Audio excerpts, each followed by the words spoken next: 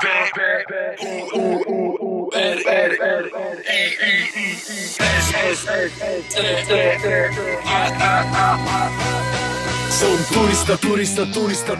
turista. Dobrý deň, pán starosta. Dobrý deň. Kde sa tu nachádzame? Nachádzame sa v Hornej Kráľovej, Lutáčku doma. Čo sa tu deje práve?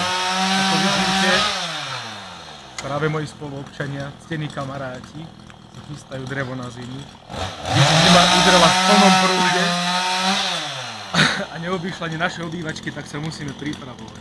Áno. Tu sú tí dvaja páni. Pán s motorovou pílou taška. Ten, čo mu asistuje s držaním dreva, to je Matúš. Poďme sa na nich pozrieť bližšie. Dobre, nasledujte ma.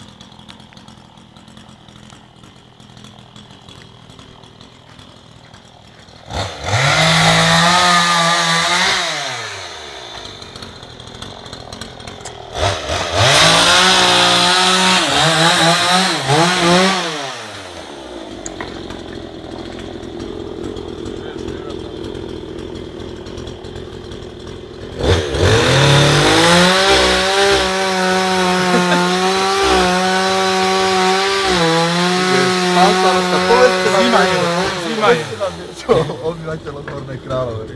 Vidíte, že to sú pracovití ľudia, ktorí si vypomáhajú medzi sebou, priateľsky a navyše pohostinní. Taška, nerobí. Vtipkuje, vidíte. Nebojíte sa?